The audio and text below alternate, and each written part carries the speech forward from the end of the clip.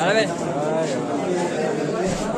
है मेरे भाई फरमान एडवोकेट साहब को इजाजत देता हूँ इस शेर के साथ कि वो आए और अपना माइक संभाले, क्योंकि उन्हीं का हक बनता है, क्योंकि जो चुनाव लड़ा जा रहा है। डॉक्टर मेहताब चौहान के बाद हमारे विधानसभा अध्यक्ष तेवड़ा से ताल्लुक रखते हैं फरमान भाई और अरशद रानी के नाम कर दिया मैंने और तुम्हारी मोहब्बतें देखकर जीत का ऐलान कर दिया मैंने, तुम्हारी मोहब्बतें देखकर जीत का ऐलान कर दिया मैंने। अब नतीजे क्या हो कि मेरा खुदा जाने, अब नतीजे क्या हो ये मेरा खुदा जाने, मगर अपने मुखालिफों को परेशान कर दिया मैंने, मगर अपने मुखालिफों को परेशान कर दिया मैंने। भाई फरमान आए और नमाज संभाले। अस्सलाम वालेकुम। को मैं बाकायदा तौर पर शुरू करना चाहता हूँ और हमारी तहजीब रही है कि जब हम किसी प्रोग्राम का आगाज करते हैं तो सबसे पहले सदारत का इंतखाब करते हैं। आइए सबसे पहले मैं सदारत के लिए आवाज देता हूँ अपने मगरिबी उत्तर प्रदेश के सदर जनाब डॉक्टर मेहताब चौहान साहब के प्रोग्राम की सदारत को कबूल फरमाएं। इस प्रोग्राम को शुरू करते हुए सबसे पहले मैं मीरापुर से हमारे दरमियान तशरीफ लाए इरफान मंसूरी साहब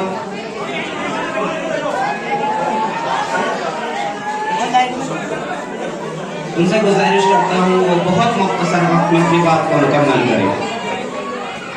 खूने मजनून अब ज्यादा नहीं बहने वाला, खूने मजनून अब ज्यादा नहीं बहने वाला और जुल्म का दौर बहुत दिन नहीं रहने वाला। इन अंधेरों का जिगर चीर के नूर आएगा, फिरौन तो मूसा भी जरूर आएगा।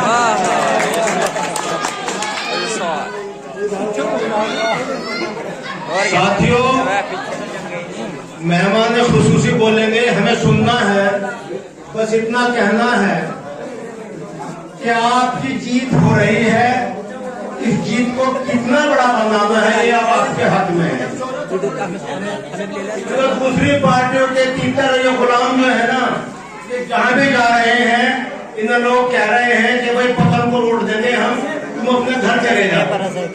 सबके काफिलों को देख लो, सबके चेहरों पर मायूसियां हैं।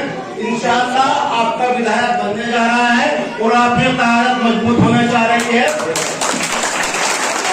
आपकी ताकत मजबूत होने जा रही है और इंशाअल्लाह आने वाले 2027 के अंदर अगर आपने अपने 10 विधायक जिता दिए ना तो पूरी विधानसभा आपके हाथ में होगी और 50 विधायक आपने जिता दिए, 403 का लड़ने की जरूरत नहीं है।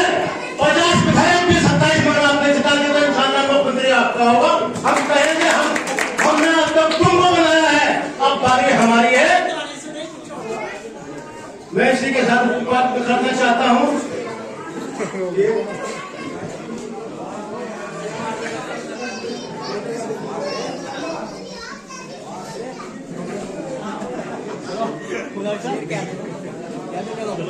चलो जी बता देगा डिवाइड हो जाएगी वीडियो बनाने का यार। आइए मैं अपने जिला महासचिव डॉक्टर याकूब अली साहब को दावत सुखन देता हूं, आप आए और आप भी मुख्तसर वक्त में अपनी बात रखें।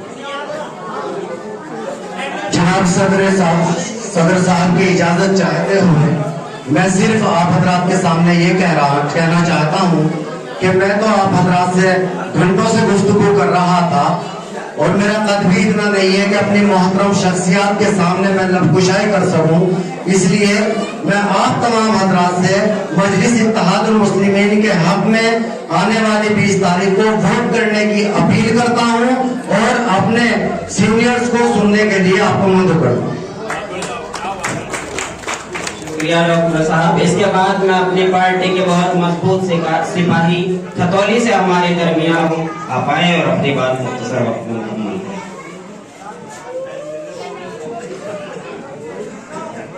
अस्सलाम वालेकुम। वालेकुम अस्सलाम। बिस्मिल्लाहिर्रहमानिर्रहीम। देखिए हज़रात, आज हम आप लोगों के जो दरमियान आए हैं उसका एक मकसद है, और मकसद ये है कि 70 सालों से जो सियासी पार्टियां हमारे वजूद को खत्म कर रही थी, 70-75 साल से जिन्होंने, जो कांग्रेस ये कहती थी कि मौलाना अबुल कलाम आजाद इसके अध्यक्ष हैं, आज क्या बता सकते हैं आप में से मौलाना अबुल कलाम आजाद को कौन जानता है? जानता है कोई? नहीं, उनको सियासी तौर से खत्म कर दिया गया। क्या आप जानते हैं? देखना बच्चों, आप एक नारा लगाए यार जोर से, करा मुझे बच्चों की आवाज आ रही है, नारे तकबीर। अगर आप ये नारा लगाना शुरू कर दे तो किसी की मां ने वो बेटा नहीं जाना जो आपसे कोई और नारा लगवाए। एक बार और सही, नारे तकबीर, नारे तकबीर।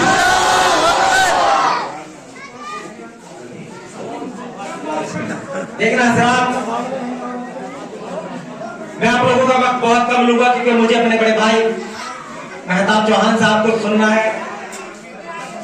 मुख्तसर बात यह है कि आप ये समझिएगा कि 70 सालों से जिन लोगों ने आपको ठगा है, अब आपको उनको खदेड़ने का टाइम आ गया।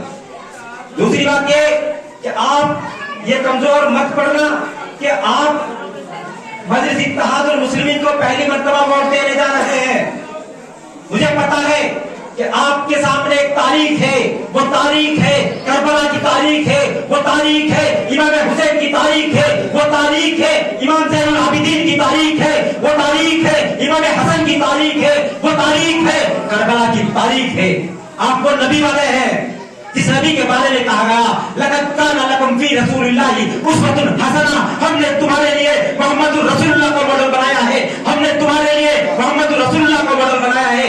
मोहम्मद रसूलुल्लाह वो मॉडल है, वो आइडल है। हम इन दूसरे लोगों को आइडल और मॉडल नहीं मानते, हम अपना मॉडल, अपना आइडल मानते हैं, मोहम्मद रसूलुल्लाह को मानते हैं, इमाम हसन को मानते हैं, इमाम हुसैन को मानते हैं, सिद्दीक अकबर को मानते हैं, उमर फारूक को मानते हैं, हजरत अली को मानते हैं, और हिंदुस्तान में अपना सियासी कायद, सियासी रहनुमा बैरिस्टर असदुद्दीन ओवैसी को मानते हैं।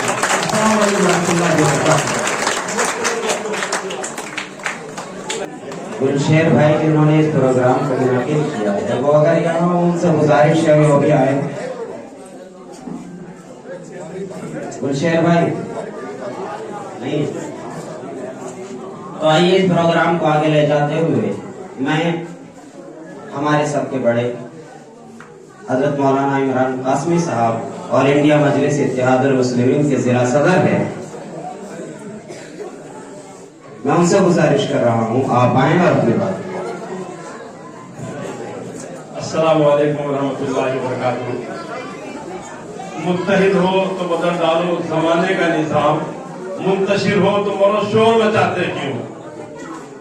मोहतरम हजरात, डॉक्टर मेहताब चौहान साहब, हमारी मोहतरम जनाब अरशद राणा साहब, जो आपके बीच में बैरिस्टर असदुद्दीन ओवैसी साहब ने पार्टी के नुमाइंदे जिनको बनाकर भेजा है, जिला महासचिव डॉक्टर याकूब साहब, जिला महासचिव भाई इरफान साहब, मीरापुर विधानसभा अध्यक्ष फरमान एडवोकेट साहब, यूथ के अध्यक्ष तार मोहम्मद साहब, शहजाद मलिक साहब, बलोक अध्यक्ष सोनू शफकत साहब, और हमारे यहाँ के ग्राम अध्यक्ष गुलशेर साहब, शाहनवाज अंसारी साहब, और जितने भी हमारे मुजाहिद साहब पार्टी के सिपाही यहाँ पर मौजूद है, जो माशाअल्लाह मुसलसल जद्दोजहद कर रहे हैं। मेरे साथियों, अब अल्हम्दुलिल्लाह हज़रात के सामने वो वक्त आ चुका है, अब आपका अपना झंडा है, अपना डंडा है, अब आप किसी के मोहताज नहीं है। आपकी लड़ाई लड़ने के लिए बैरिस्टर असदुद्दीन ओवैसी साहब आपके बीच में आ चुके हैं।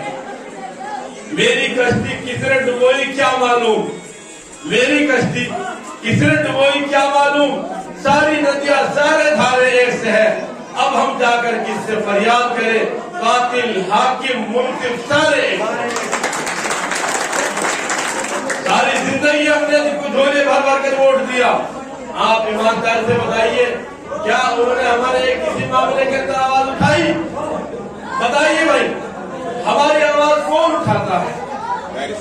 बैरिस्टर असदुद्दीन ओवैसी साहब। हम सभी का यह हक बनता है कि हम मुत्तहिद होकर, मुनज़्ज़म होकर एक मुफ्त वोट डालें अपनी पार्टी को, और मेरा सीट को जीतकर बैरिस्टर असदुद्दीन ओवैसी साहब के हाथ को मजबूत करें। मैं आपसे वादा कर रहा हूँ, जिस तरह बैरिस्टर साहब पूरी दुनिया के अंदर आपकी लड़ाई लड़ रहे हैं और हैदराबाद के अंदर इस तरह पार्टी काम कर रही है, इंशाअल्लाह उसी नहर के ऊपर मेरा विधानसभा के अंदर काम किया जाएगा। कुछ दिन पहले एक झगड़ा होता है बेहड़े के अंदर, मासूम बच्चों को जेल के अंदर डाल दिया जाता है, 26-27 लड़कों को, जिनको आपने यहाँ से विधायक बनाया, MP बनाया। अगर वो चाहते सुलह करा सकते थे, जेल से बचा सकते थे, लेकिन ऐसा हुआ? बताइए, नहीं हुआ। हम ये तो चाहते कि आप खुद मजबूत हो, आप खुद मुख्तार हो, आप किसी के मोहताज न रहे। जब तक आप लोग अपनी ताकत नहीं दिखाएंगे, तब तक आपको कोई अपने साथ लेने वाला नहीं है। अगर आपने एक मर्तबा मुत्तहिद होकर इस मर्तबा अपनी पार्टी को वोट दिया, 2027 के अंदर ये लोग आपके घुटनों में आएंगे और आकर सिफारिश करेंगे कि नहीं, हम बैरिस्टर साहब को अपने साथ लेना चाहते हैं। अभी तो हमको अछूत समझ रहे हैं, साथ लेने के लिए कोई तैयार नहीं है, लेकिन अल्हम्दुलिल्लाह आप हजरात की मोहब्बत, आपके जोश को देखकर ये महसूस हो रहा है कि इंशाअल्लाह आने वाला वक्त आपका है, आपकी पार्टी का है, आपके कायद का है। आपको किसी के सामने झुकने की जरूरत नहीं है। अगर कोई मसला होता है, किसी को नाम सताया जाता है, आप हमारी पार्टी के जरा से कार्यकर्ता को बताओ, इंशाअल्लाह वो लड़ाई लड़ने का काम मजलिस इत्तेहादुल मुस्लिमीन करेगी और बेबाकी के साथ आपकी आवाज उठाएगी। मेरी आपको यही अपील है। हम अपने सदर को सुनेंगे, लेकिन जाते जाते फिर यही अपील करूंगा, एक एक बच्चे जितने लोग आप यहाँ बैठे हुए हैं, इंशाअल्लाह मुझे उम्मीद है यहाँ पे वो चेहरे भी नजर आ रहे हैं जो मेरापुर के अंदर थे, और भाई हाशिम भी बैठे हुए हैं जिन्होंने आज तक हमारी अम्मा बनने का काम किया। भाई जो मदरसे का बावर्ची होते हैं वो माँ का काम करता है, इनके हाथों की हमने रोटी खाई, इस गाँव का हमारे ऊपर बहुत एहसान है। अल्लाह के लिए एहसान और कर दो। उस मर्द मुजाहिद को जो पूरी दुनिया के अंदर आपकी लड़ाई लड़ रहा है, इस मर्द मुत्तहिद होकर मुझे हाथ में डालेंगे भाई, उम्मीद रखे, हाथ उठाकर बताइए इंशाअल्लाह। इस बात का भी ख्याल रखें आप हजरात, गौर से सुन ले जल्दी से बातों को, आधा घंटे के करीब बाकी होगा नमाज।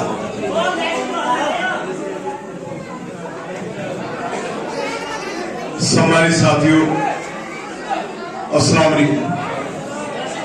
आप सलाम करे बात भी मेरे भाई ऐसा क्या हो? अस्सलाम वालेकुम, अस्सलाम वालेकुम। हाँ भाई है करंट है, पतंग जा रही ऊपर, इसका मतलब है। देखिए साथियों, आपको एक बात,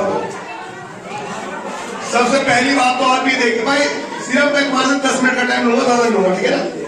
मेरे से बिल्कुल छूट जाओ 10 मिनट के लिए।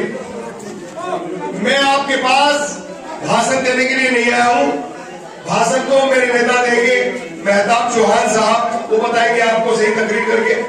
लेकिन मैं तो आपसे एक बात पूछा हूं कि सब समाज के लोगों को इस चुनाव में कितना मजा आ रहा है? मजा आ रहा है नहीं आ रहा भाई?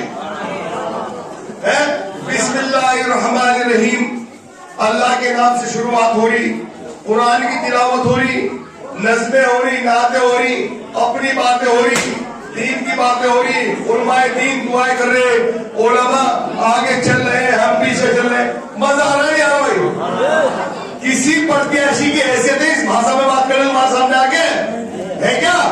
भाई बात से बताओ, है क्या? है? आप कई साल दूसरे राह जाने शुरू कर दे, चक्की पीछे नहीं बोलते, उल्टी सीधी नहीं चला रहे।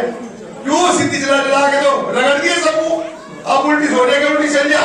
अरे सीधी चल के तो नहीं बढ़ रही, उल्टी चल के तो कुछ रहेगा ही नहीं।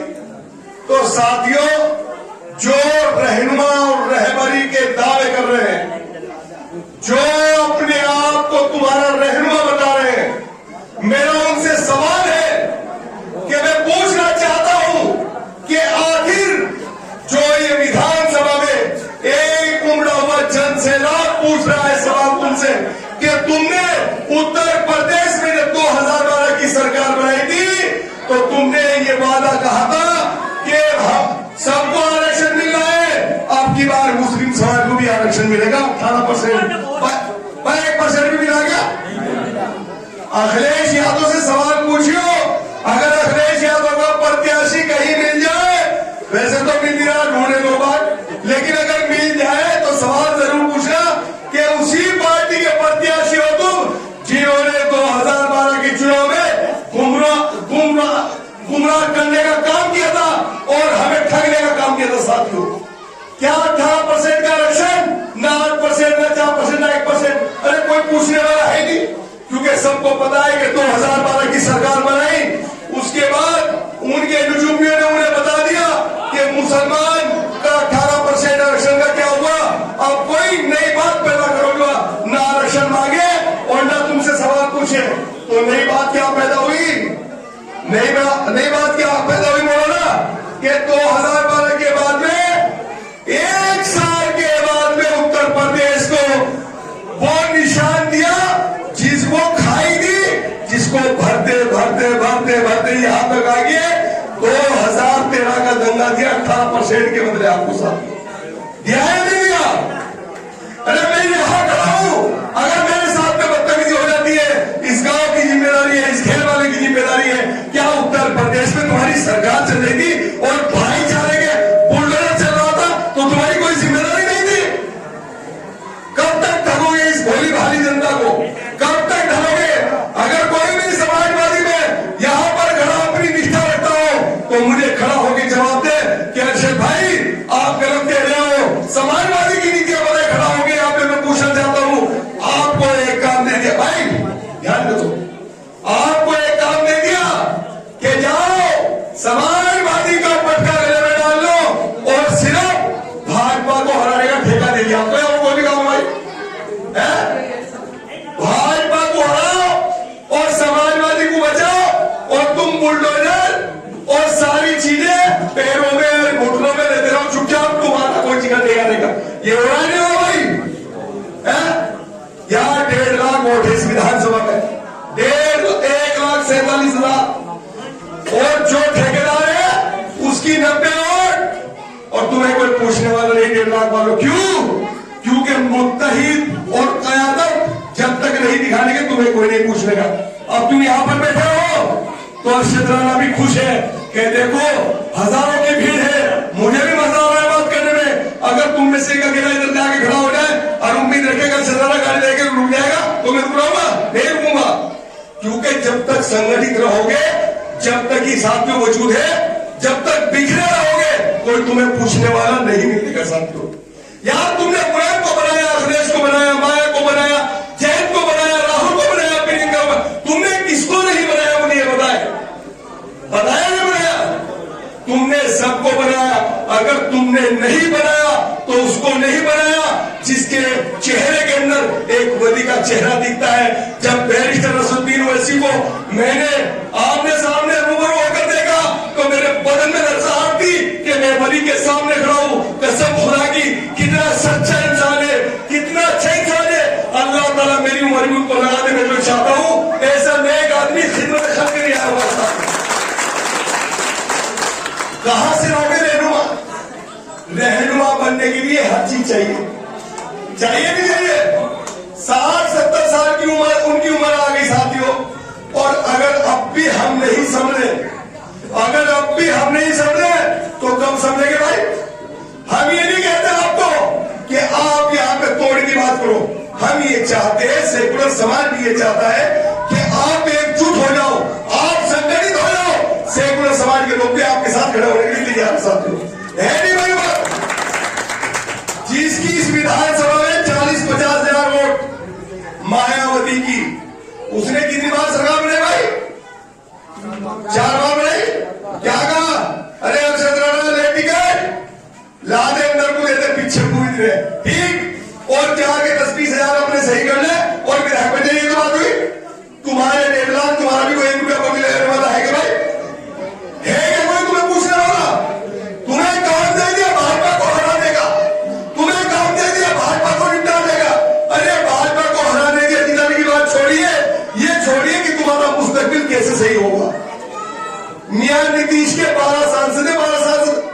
जानते हो हमारा सांसद है, पूरे देश को घुमा रखा है, पूरे देश को, क्योंकि उन बिहार वालों ने अपना नेता पैदा किया।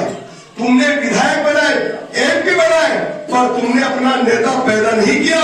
तुमने बराबरी का अगर नेता पैदा किया होता, चंद्रशेखर आजाद कितनी वोट है, मायावती भी उसी 30-40 में, चंद्रशेखर भी उसी 30-40 में।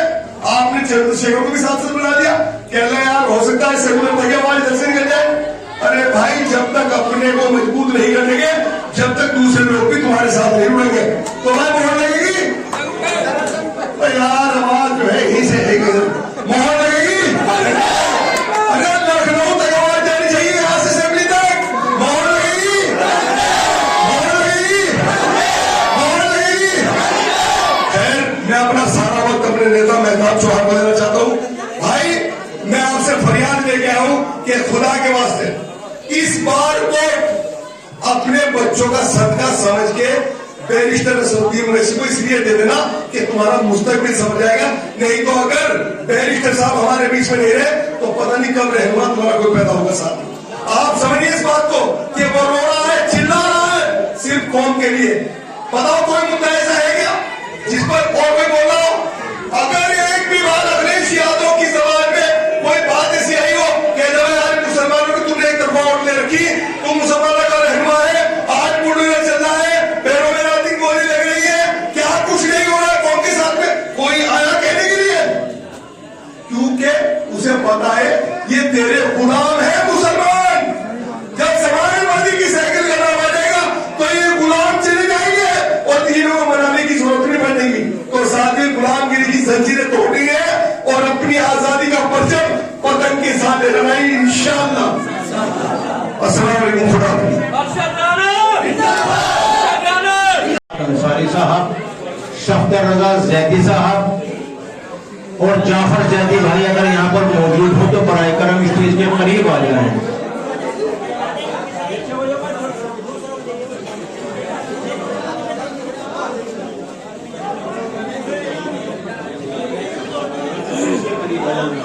भाई शमशाद साहब, अब्दुल साहब, सद्दाम भाई, आप भी हो स्टेज के करीब आ जाए। मुअज़्ज़ज़ हाज़िरीन, अब आखिर में अब मैं अपने मगरबी उत्तर प्रदेश के सदर जनाब डॉक्टर मेहताब चौहान साहब को दावत दे रहा हूँ, लेकिन उससे कबल आप हजरात से गुजारिश कर रहा हूँ कि खामोश हो जाएं।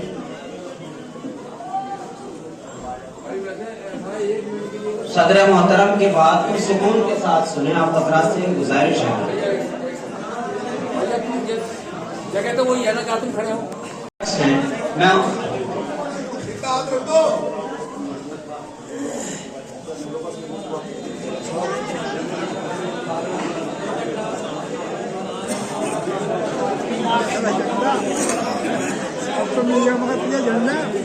मैं उनसे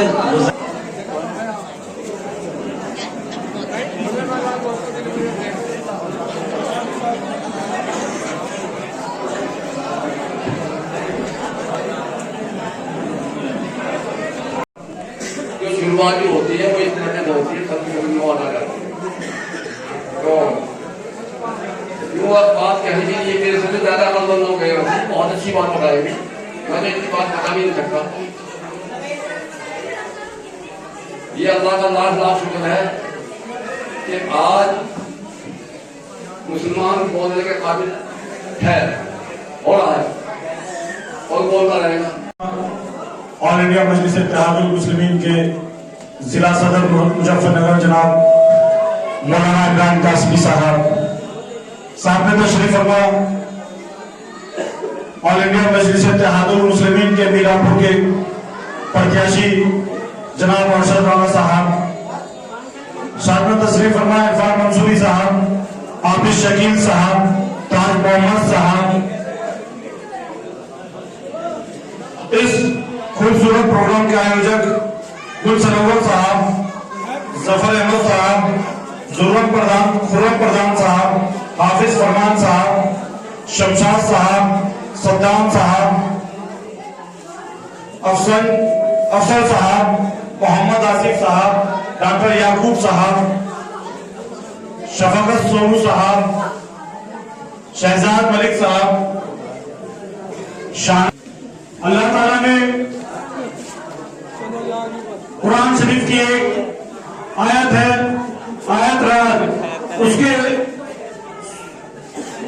कोई सूरत है सूरह रात, उसकी आयत है आयत नंबर 11। उसका तर्जुमा अल्लाह ताला ने कुरान शरीफ में फरमाया है कि अल्लाह ताला ने उस कौम के हालत कभी नहीं बदले जिसे ना हो खुद अपने हालात बदलने का ख्याल, जिसे ना हो ख्याल खुद अपने हालात को बदलने का। साथियों, यह चुनाव जो 20 तारीख को आपको अपना वोट डालना है, यह चुनाव कोई सरकार बदलने का चुनाव नहीं है। इस चुनाव से न किसी की सरकार आएगी न जाएगी, न योगी जी कहीं जा रहे, न अखिलेश या मायावती जी आ रही। साथियों, यह चुनाव अगर है तो अपने हालात बदलने का है। यह चुनाव अगर है तो अपनी सफों में इत्तेहाद पैदा करने का है। यह चुनाव अगर है तो अपने आप को मजबूत करने का है। यह चुनाव अगर है तो हिस्सेदारी का है। यह चुनाव कोई सरकार बदलने का चुनाव नहीं है। चुनावी बिगुल बच चुका है, चुनावी बिगुल बच चुका है। तमाम पार्टियों के प्रत्याशी आपके बीच में आएंगे, तरह तरह की बातें करेंगे, तरह तरह के वादे करेंगे। कोई आपको लालच देगा, बड़े बड़े सपने दिखाएंगे, कोई गुहार लगाएगा, कोई इज्जत की बात करेगा, कोई जिल्लत की बात करेगा। साथियों, एक बात का ध्यान रखना, एक बात का ध्यान रखना, वोट हम लोग, आप लोग, हमारे बुजुर्ग पिछले 77 सालों से देते आ रहे हैं, लेकिन वोट देने से पहले कभी हमने सोचा कि इस वोट के बदले में हमें मिल क्या रहा है।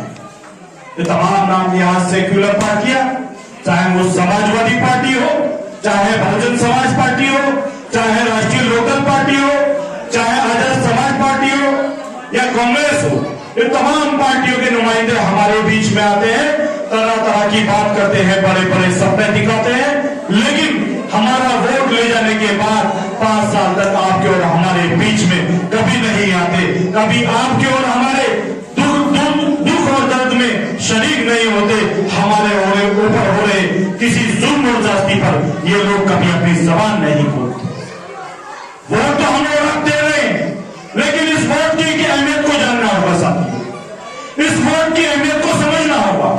इस वोट के अंदर वो ताकत है जो आपको इसी देश प्रदेश के अंदर जो आज आपकी हालत है उससे बेहतर बना सकती है। आपकी इस वोट की कीमत, आपकी इस वोट की ताकत आपको बाइज्जत बावकार बना सकती है, लेकिन ये वोट आपको बाइज्जत बावकार बना सकती है। ये वोट, इस वोट के अंदर वो ताकत है जो आपकी बहन बेटियों की हिफाजत कर सकती है। इस वोट के अंदर वो ताकत है जो आपकी आने वाली नस्लों का मुस्तकबिल संभाल सकती है। इस वोट के अंदर वो ताकत है जो आपकी इबादत गाहों की हिफाजत कर सकती है। इस वोट के अंदर वो ताकत है जो आपको जुल्म से बचा सकती है। इस वोट के अंदर वो ताकत है जो आपके आने वाली नस्लों के लिए अच्छी एजुकेशन का इंतजाम करा सकती है। इस वोट के अंदर वो ताकत है कि जब आपको मुसलमान होने के नाम पर मारा जाता है तो यही वोट है जो आपको इन तमाम जुल्मों से बचा सकती है। इस वोट की ताकत को पहचानना होगा, इस वोट की अहमियत को पहचानना होगा। वोट तो आप और हम 77 सालों से करते रहे, लेकिन हमने वोट दिया हमेशा कभी संघ को हराने के लिए, कभी भाजपा को हराने के लिए। मैं आपसे दरखास्त करने आया हूं कि इस बार वोट किसी को हराने के लिए नहीं बल्कि अपने आप को जिताने के लिए करिए, अपने आप को जिताने के लिए करिए। तमाम पार्टी के प्रत्याशी आपके बीच में आएंगे, तरह तरह की बातें करेंगे, तरह तरह के वादे करेंगे। कोई आपको पैसे भी देगा, कोई आपसे गुहार लगाएगा, कोई आपसे इज्जत बचाने की बात करेगा, लेकिन साथियों, जो लोग आपसे अपनी इज्जत बचाने की बात करने आएंगे, मैं आपसे पूछना चाहता हूं, जब आपको मुसलमान होने के नाम पर मॉब लिंचिंग कर दी जाती है, जब आपको मुसलमान होने के नाम पर मार दिया जाता है, जब आपको दाढ़ी टोपी के नाम पर मार दिया जाता है, जब आपको गोश्त खाने के नाम पर मार दिया जाता है, जब आपको सिर्फ मुसलमान होने के नाम पर मार दिया जाता है, तो वो लोग जो आपको बड़ी बड़ी बातें करते हैं, जो आपसे आपका वोट लेने आते हैं, जो आपसे अपनी इज्जत बचाने की बात करते हैं, वो लोग कहां गायब हो जाते हैं? वो लोग कहां गायब हो जाते हैं? साथियों, कुछ दिन पहले क्या एक मसला है, खतौली, हमारे जिलाध्यक्ष जी यहां मौजूद है, खतौली में ये रहते हैं। खतौली के एक लड़के का फर्जी एनकाउंटर हुआ मेरठ के मवाना में। बिलाल नाम था उसका, सब्जी की फेरी करता था, फर्जी एनकाउंटर में उसे मार दिया गया। जब हम लोगों को पता चला, हम लोग पहुंचे,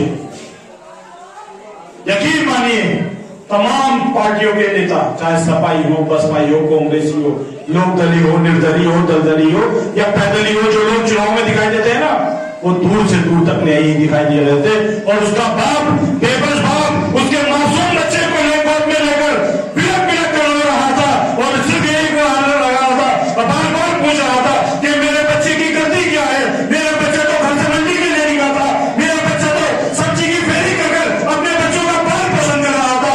उसके मासूम दो बच्चे थे, एक बच्चे की उम्र 2.5 साल की, दूसरे बच्चे की उम्र 1 साल की। क्या उस बच्चे, उस मासूम बच्चे ने क्या गलती की ऐसी जो उसको मार दिया गया? लेकिन उसकी वो बेबसी, उसका वो रोना इन नाम नेहाज सेक्युलर पार्टियों के अंदर बैठे मेरे समाज के उन चपरासियों को नहीं दिखाई दिया, जो लोग वोट लेने तो आते हैं लेकिन जब उसे मुसलमान होने के नाम पर मार दिया गया, उसके घर तक नहीं गए।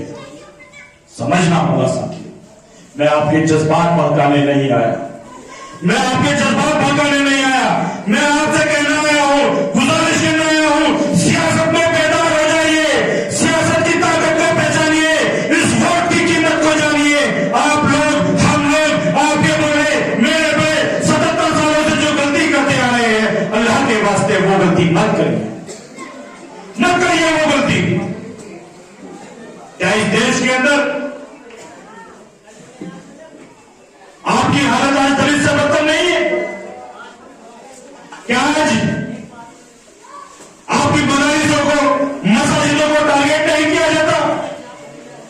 क्या आपकी बहन बेटी जब घर से बाहर निकलती है तो आपके दिलों में ये दहशत नहीं रहती कि आज मेरी बच्ची घर नहीं आई टाइम से वापस, कहीं उसके साथ कोई जुल्म ना हो गया हो?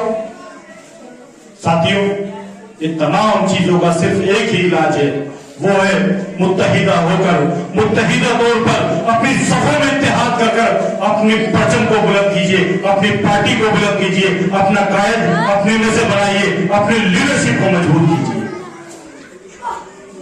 मुसलमानों, तुम्हें इस दुनिया के अंदर अल्लाह ने भेजा था हुक्मरान बनाकर, लेकिन आज आप हुक्मरानी से गुलामी पर आ गए।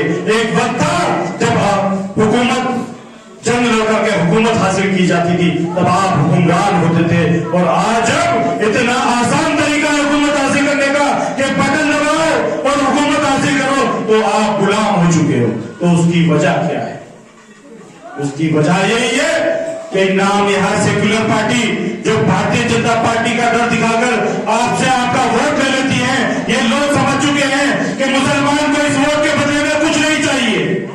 मुसलमान इस वोट के बदले में न अपनी आने वाली नस्लों का मुस्तकबिल मांगता है, न वो अपनी मसाजिदों की, मदरसों की हिफाजत मांगता है, न वो अपनी बहन बेटियों की हिफाजत मांगता है, न वो अपनी बस्तियों में अच्छे स्कूल मांगता है, न वो अच्छे अस्पताल मांगता है, न वो बस्तियों के अंदर अच्छे नाली सड़क खंडे मांगता है। तो साथियों, अगर मुसलमान वोट देता है तो सिर्फ भाजपा और संघ के डर से देता है। उसी चीज का ये लोग नाजायज फायदा उठाकर आपके लोकतंत्र के सबसे बड़े हथियार वोट को ठगने का काम करते हैं।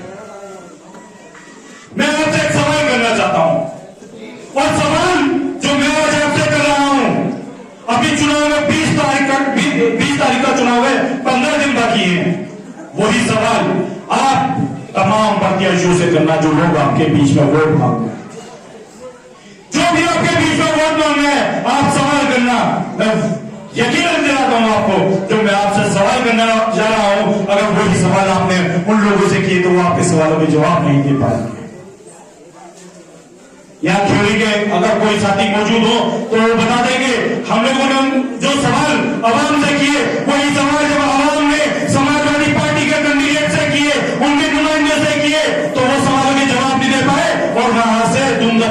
भागते नजर आए। साथियों, हमारा सवाल कोई नाजायज नहीं है। हमारा सवाल अपनी नस्लों के मुस्तकबिल के बारे में है। आप सवाल करिए उनसे, जब वो लोग आपके बीच में आए, समाजवादी पार्टी के खासतौर से समाजवादी पार्टी के नेता आपके बीच में आए, वो आपसे वोट मांगे, उनकी बात सुनिए। जब उनकी बात मुकम्मल हो जाए तो उनसे सवाल करिए कि बताइए राणा साहब, 2012 के चुनाव से पहले आपकी पार्टी के मुखिया अखिलेश यादव ने अपना चुनावी एजेंडा जो बनाया था, मैनिफेस्टो जो बनाया था, उसके अंदर वादा किया था कि अगर हम हुकूमत में आए तो मुसलमानों को 18% रिजर्वेशन दे देंगे, 18% आरक्षण देंगे। कहां है वो आरक्षण? जब वो लोग आपके बीच में आए तो उनसे सवाल करना कि क्या अखिलेश यादव ने अपने मैनिफेस्टो में नहीं कहा था कि अगर हम लोग हुकूमत में आए तो बेगुनाह मुसलमानों को जेलों से रिहा करेंगे? पूछिए कि उस 5 साल की आपकी हुकूमत में कितने बेगुनाह मुसलमानों को आपने रिहा कराया। जब वो लोग आपके बीच में आए तो उनसे पूछना, आपकी हुकूमत में यही जिला था, मुजफ्फरनगर चल रहा था और आपके मुखिया अखिलेश यादव सिर्फ में बैठकर नंगा नाच देख रहे थे। लाखों की हजारों की तादाद में मुसलमान बेघर होकर टेंटों में रहने के लिए मजबूर था। सबसे ज्यादा बचाने वाले नुकसान मुसलमान का इस दंगे के अंदर हुआ और आपके नेता, आपके राष्ट्रीय अध्यक्ष का भी उस सूबे के मुख्यमंत्री होते हुए भी मुसलमानों का के हालात जानने के लिए नहीं है। जब वो लोग आपके बीच में आ रही थी, मोबिलिटी की जा रही थी, ये तमाम पार्टियों के नेता कहां गायब हो जाते हैं? ऐसे जब मसले आपके आए क्यों नहीं बोलते ये लोग? जब ये लोग आपके बीच आए तो सवाल करना इन लोगों से कि कल बहराइच चल रहा था, मुजफ्फरनगर जैसा जंगल बहराइच में भी हुआ। हजारों की तादाद में मुसलमान घर से बेघर हो गया, हजारों की तादाद में मुसलमानों पर मुकदमे लगाए गए, हजारों मुसलमान बहन बेटियां टेंटों पर रहने के लिए मजबूर है। ये तमाम पार्टियों के नेता क्यों नहीं बोले? जब ये लोग आपके बीच में आए तो इनसे सवाल करना कि जब मसाजिदों से लाउड स्पीकर उतारने का मामला था, जहां से हैया अलल फलाह की सदाएं गूंजती है, तो ये लोग कहां गायब थे? क्यों लोगों ने इसकी मुखालफत नहीं की? जब ये लोग आपके बीच में आए तो इनसे सवाल करिएगा, कल जब मदारिसों की जांच का मामला था, मदारिसों की जांच की जा रही थी, जहां से हमारा बच्चा आगे जो कुरान बनकर निकलता है, कारी बनकर निकलता है, मौलवी बनकर निकलता है, तो इन तमाम पार्टियों के नेता कहां गायब थे? क्यों मुखालफत नहीं की? जब ये लोग आपके पास आए तो सवाल करना इनसे कि वक्फ बोर्ड पर बिल बनाया जा रहा था, आपके नेता पार्लियामेंट के अंदर मौजूद थे, क्यों आप लोगों ने इसकी मुखालफत नहीं की? जब ये लोग आपके बीच में आए तो एक सवाल इनसे यह भी करना कि तुम मुसलमान हो तो बताओ, कल जब नबी की शान में गुस्ताखी की जा रही थी, आप लोग कहां थे? क्यों आप लोग नहीं आए? जब ये लोग आपके बीच में आए तो इनसे पूछना कि जब कल शक की बुनियाद पर मुसलमान होने की वजह से आपके घर पर मौजूदा हुकूमत ने बुलडोजर चला दिया, तमाम पार्टियों के नेता कहां गायब थे? क्यों नहीं इसकी मुखालफत की? वो मकान जिसको बनाने के लिए एक सदी गुजर जाती है, अपने खून पसीने की कमाई से मुसलमान बनाता है और हुकूमत ने शक की बुनियाद पर मकानों पर बुलडोजर चला दिया। कहां गायब थे ये लोग? साथियों, सवाल करना है इनसे। अगर आप इनसे सवाल नहीं करेंगे और इनकी बहकाई में आ जाएंगे, वोट देने का काम इनको गलती कर देंगे, तो याद रखना ये लोग कभी आपको के ऊपर हो रहे जुल्म और ज्यादती पर नहीं बोलेंगे। अगर आपने इनसे सवाल करने शुरू कर दिए, या तो ये हक का साथ देंगे, आपके साथ आपकी सफर में खड़े दिखाई देंगे, वरना ये जिंदगी में आपके बीच में वोट मांगने नहीं आएंगे। ये समझ जाएंगे कि मुसलमान सियासी तौर पर बेदार हो चुका है और अपने हक और हकूक की लड़ाई लड़ने के लिए तैयार हो चुका है। हम लोग यहाँ लंबे लंबे भाषण दे करके आपका जज्बात भड़काने नहीं आए। हम लोग सिर्फ इसलिए आए हैं, ये जो चुनाव है, इस चुनाव से न किसी की सरकार बन रही है, न बिगड़ रही है, सिर्फ हम लोग आपके बीच में आए हैं, तो एक गुजारिश लेकर के आए हैं कि ऐसी आवाज जो साल से लेकर सांसद तक आपकी आवाज आपके ऊपर हो रहे जुल्म और ज्यादती पर, आपके ऊपर हो रही हर नाइंसाफी पर आपके लिए बोलने का काम करती है, उसके हाथों को मजबूत करने का काम करे। इन नाम यहाँ सेक्युलर पार्टियों के अंदर बैठे हमारे समाज के तीतर उसे एक वाक्य याद आ गया, तीतर उसे एक वाक्य याद आ गया। कहो सुना दो, महमूद गजनवी का नाम सुना है? कितने लोगों ने सुना है? हाथ उठाकर बताएं। बस 23 लोगों ने सुना है। चलिए कर दो। महमूद गजनवी के पास एक तीतर बेचने वाला तीतर लेकर के आया। तीतर बेचने वाले से उन्होंने तीतर देखा तो तीतर उसकी टांग टूटी थी, वो लंगड़ा था। क्या था? लंगड़ा था। उन्होंने पूछा क्यों बेच रहे हो? तो लंगड़ा है। तो तीतर बेचने वाले ने कहा कि साहब लंगड़ा जरूर है लेकिन बहुत काम का है। बोले कैसे? बोले जी जब मैं शिकार करने जाता हूं तो इसे ही छोड़ता हूं आगे, ये अपनी आवाज में और तीतरों को बुलाता है। जब बहुत सारे तीतर इकट्ठा हो जाते हैं तो मैं अपना जाल फेंकता हूं, तमाम तीतरों को पकड़ता हूं और उन्हें ज़िबा करके मार्केट में बेच देता हूं। महमूद गजनवी उसकी बात सुनकर बड़े अचंभे में आ गए। उन्होंने उससे वो तीतर लिया, तीतर की कीमत उसको दी और उस तीतर बेचने वाले के सामने ही उसकी मुंडी मरोड़ के तोड़ के फेंक दी। अब तीतर बेचने वाला बड़ा हैरान, बोला साहब ये क्या कर दिया? ये तो बहुत काम का तीतर था, शिकारी तीतर था। तो महमूद गजनवी ने बात कही थी, उस जुमले को हर मुसलमान को समझना पड़ेगा। महमूद गजनवी ने कहा था जो अपने मफाद के लिए अपनी कौम के साथ गद्दारी कर दे उसका हश्र यही होना चाहिए। और आज भी 70 सालों से कभी काबिल जैसे लोगों के कहने पर, कभी सोलह जैसे लोगों के कहने पर, कभी क्या नाम है तीसरे का जाहिद हुसैन जैसे लोगों के कहने पर अगर अपनी कौम के साथ गद्दारी कर देते हो और अपने लिए आवाज बुलंद करने वाले नेताओं के साथ को नजरअंदाज कर ऐसे नाम यहाँ सेकुलर पार्टियों के हाथों को मजबूत कर देते। साथियों ये वही तीतर है, ये वही तीतर है, जैसा वो तीतर था ये भी वही तीतर है। फर्क है वो जो पक्षी था ये इंसान थे, लेकिन काम ये सब एक ही कर रहे हैं, ये काम सब एक ही कर रहे हैं। इसलिए मैं आपसे गुजारिश करने आया हूं, बैरिस्टर असदुद्दीन ओवैसी साहब के बाजुओं को मजबूत अगर आप करना चाहते हैं, अगर आपको लगता है, अच्छा मैं आपसे पूछना चाहता हूं जब 3 तलाक पर बिल पास बन रहा था तो उसकी मुखालफत करने वाला कौन था? कौन था? जोर से बोलो। जब सीएनआरसी जैसा काला कानून बनाया जा रहा था तो उसकी मुखालफत करने वाला कौन था? जब मसला बाबरी मस्जिद का था तो उसके लिए सबसे पहले लड़ने वाला कौन था?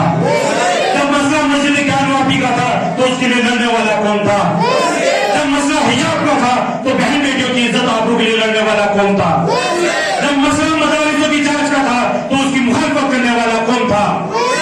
जब मसला मसाजिदों से लाउड स्पीकर उतारे जाने का था तो उसके लिए लड़ने वाला कौन था? जब मसला आपके ऊपर जुल्म और ज्यादती नाइंसाफी मॉब लिंचिंग का था तो आपके लिए आपकी आवाज पार्लियामेंट को उठाने वाला कौन था?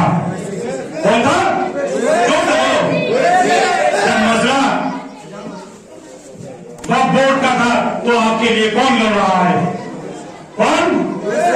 जब हर मसले पे आपके लिए ओवैसी साहब बोलते हैं तो आपकी फोटो के हकदार ये अखिलेश यादव, मायावती, चंद्रशेखर जैसे लोग क्यों? जवाब दीजिए मुझे इस बात का, क्या ये लोग आपकी फोटो के हकदार है? क्या ये लोग आपकी फोटो के हकदार है? करेंगे इनकी मुखालफत? करेंगे मुखालफत? किसको वोट करेंगे इस बार? देखिए इस चुनाव से ना सरकार बनेगी ना बिगड़ेगी, लेकिन यहां से अगर आपने बैरिस्टर असदुद्दीन ओवैसी साहब के हाथों को मजबूत करने का काम कर दिया, अगर आपने दिखा दिया कि पहले मैं आपके अपने बारे में बता दूं, मेरा ताल्लुक जो है मेरठ से है। मेरठ के बारे में सुना है आपने? 1,28,000 वोट मेरठ की गई आवाम ने बैरिस्टर असदुद्दीन ओवैसी के नाम पर, बैरिस्टर असदुद्दीन ओवैसी को हाथों को मजबूत करने के लिए 1,28,000 वोटों से मेयर के कैंडिडेट को नवाजा था। अच्छा